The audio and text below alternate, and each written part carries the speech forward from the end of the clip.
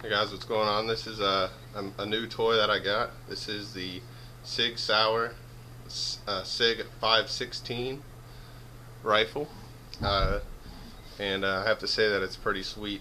I had a Bushmaster for this, and pretty much I got a good deal on this. Is why I got it. So I'll just talk a few things. I got, I don't know, maybe 200, 300 rounds through it now. I'll talk to its some of its features that I like.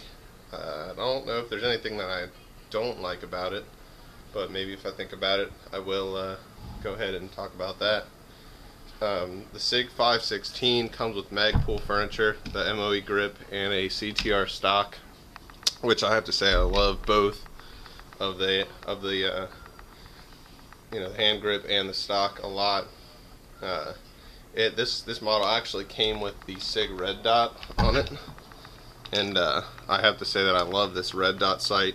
It's only run on a 2032 power cell, but it is bright. It's brighter than any 2032 power cell that I've ever been through. I was at the range the other day, and the sun was blasting. It was noon, and I actually had to dial it back from its top setting to see the target. I was shooting at 100 yards, and it was doing pretty good. I don't think it is a one power scope. This one came with a honeycomb attachment, this red dot, and it works pretty good. The only time I don't really care for the honeycomb attachment is when I'm shooting iron sights through, and I'll talk about that later. But it basically has all the options. It is unloaded, and this particular the Sig Sauer is a gas piston operating system, which I have to say I think personally is a lot better than the direct impingement gas blowback operation of the traditional M16 AR style rifle. In the Marine Corps, I had enough experiences with the gas operating system on a M16 that it kind of turned me off. It wasn't very reliable. When I was in Iraq and Afghanistan, it got very dirty. Not that I wasn't even in a lot of engagements when I was over there. I wasn't in any engagements. Just maintaining the rifle on a daily basis, it would get sand in there, and it would, I can't say that if I had to use it, I would want to. I'd probably pick up an AK-47 the first chance I got, but luckily I never had to have any experience with that. So with that gas piston operating system, it has a 4-position gas regulator up front here, and that's another reason that I like this. Is if I ever wanted to get into suppressors, it's a lot easier to suppress a gas piston operating gun than it is a direct impingement gun. And some guys probably will argue with me on that. I don't know. I've never really messed with silencers that much. I just know that silencers on a gas piston gun, when you mess with the barrel lengths and all that, you have to mess with the buffer weight and the spring and all that stuff. So on this gas piston design, you don't have to do anything. You just turn that the regulator to whatever setting you want, and it has 2 suppressor settings on it. So you just turn to that suppressor settings, put your suppressor on, and you're ready to rock. Also, with the other 2 settings, you get a normal setting, which is just operating the rifle under normal conditions, and then you get an adverse setting. And so that adverse setting would, I guess, open your gas valve all the way up, and it would, so maybe if you were in some mud or some sand or some dirt, it would prevent short stroking of the piston and keep your rifle functioning until you could clean it. Obviously you would want to keep it as clean as you can, but if you're out in the suck and you need to make sure your rifle is going to work, you might just want to go to that adverse setting and go with it. Now, some people might ask, if you're not familiar with AR style rifles, what's this gas piston and DI or direct impingement operation means. It just means that up front here on the gas block you have a piston attached to a rod that runs all the way back into this carrier, or into your receiver. And so what happens is, when you shoot a round off, some of the gas will be tapped off into this gas block. That gas that's tapped off will force the piston back and will cycle your bolt. And that will, now in a direct impingement gun, all that gas, in a direct impingement gun, the gas travels all the way back into your chamber, into your receiver, and onto your bolt. So all that heat, all the dirt, all the carbon buildup is going into your chamber. And I think that, and I've seen that go wrong. You have to really keep a direct impingement AR wet for it to function reliably. And they do, and they are reliable. I know a lot of guys that have been to combat and say that they're fine as long as you keep them maintained and wet. But in this piston, all the gas will stay up here, all the heat, all the gas will stay up here, and you can run the same oil all day, so it's not a big deal. It does come with a free-floating military grade chrome lined barrel, so this is all free floating, and it is a M1913 Picatinny rail, and the upper and lower receivers are hard coated anodized finish, and they got 75 T6 aluminum aircraft grade steel on them, or aircraft grade aluminum. So, and then, you know, on most of them will come with flip up iron sights. This one did not. I imagine, I think I bought it, it was like a consignment gun. The guy had never, quote, shot it. It looked pretty clean when I got it, and so I think he took backup iron sights off but left this red dot, which is fine for me. I don't know what brand of sights would have come on here. I put some Magpuls on. These are the Generation 2 Magpul M-Bus sights, and I like them a lot so far. I've shot them a couple times. Unfortunately, the one day I went to go shoot them, it was really windy. The sun was in and out of the clouds, and so I couldn't see a target at 100 yards very well. But it was very easy to sight in, and they were pretty easy to install. So some of the other specifications of this rifle. So obviously it's semi-automatic.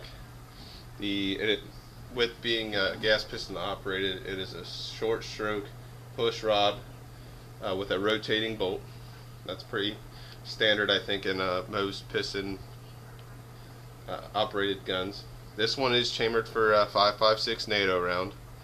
I know there's some debate on 5.56, 223 or whatever, but this one is for 5.56, which I like, that I can shoot the NATO ammo out of it. Hopefully the NATO ammo should become more plentiful as we pull out of Afghanistan and Iraq. Hopefully it'll be cheap. The trigger type is considered mil spec. The trigger weight is 7.6 pounds, but I don't know if that's completely accurate. That's just off the factory spec off their website, so I don't know. It feels better than that to me, but I don't have a trigger pull weight gauge or anything like that. It has a 16-inch barrel, 7-in-1 twist on the rifling. It has 6 grooves. Weight without a magazine is 7.3 pounds. Comes with a 30-round magazine, which is the standard AR type magazines. Has accessory rail, obviously, and so pretty much it for that. Some of the accessories they sell with it is like an aiming laser and the vertical grip with a flashlight, whatever. But so in shooting this at the range, I pretty much think it rocks.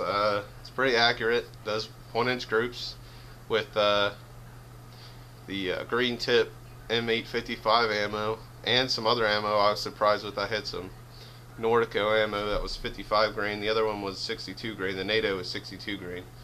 It seemed to like the 55 grain a little bit better, which I was surprised about, but still shot very accurately.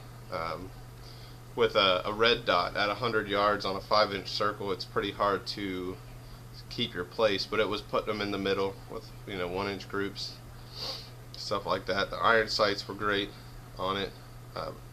Obviously those aren't factory, but the one thing I really like about this rifle is the sling.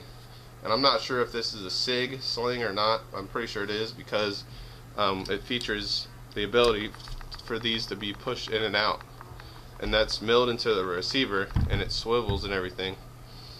So you just clip it in there. You can have a 1-point sling if you want, or you can have a 2-point sling when you attach this here, or you can attach it here. I think that's pretty much awesome when it comes to that. You got the swiveling capability. I normally just keep it on a 1-point sling because it's light enough, but for storage I put them on both. Another interesting feature of this rifle is that it has a left side magazine release right here, and that's kind of cool, I guess. I don't know. It kind of inhibits you from being able to push this in to lock your bolt to the rear, but it's not a huge deal, I guess. Your standard safeties. It can be ambidextrous, but it's not right now as far as the safety goes. I'm right-handed shooter, so it's not a big deal for me.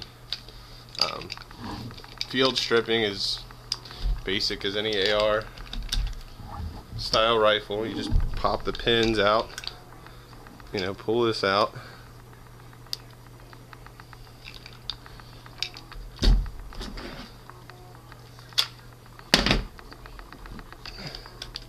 Just push that pin out, open it up.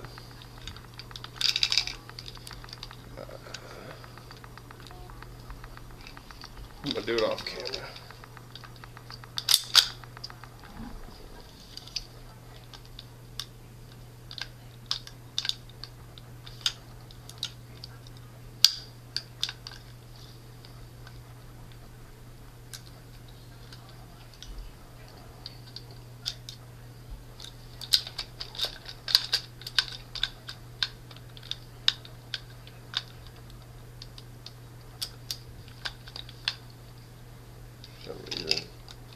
Having some trouble.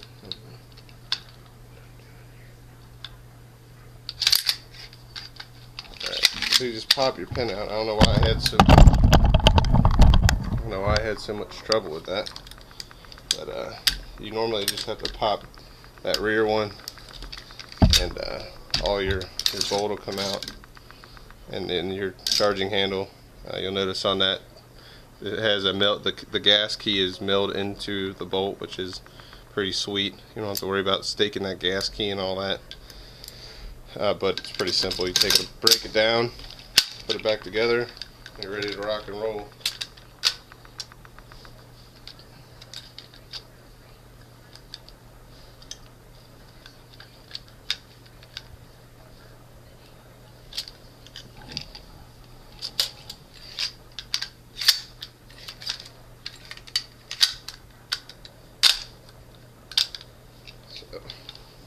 But that's the field strip. It's pretty simple. I was having a little bit of trouble with it, I guess. Maybe it's because I was trying to do it on camera or something. But so you just slap it back together like a normal AR, and you're ready to go. Clean it up. That's it. So that's the Sig 516. Thanks for watching.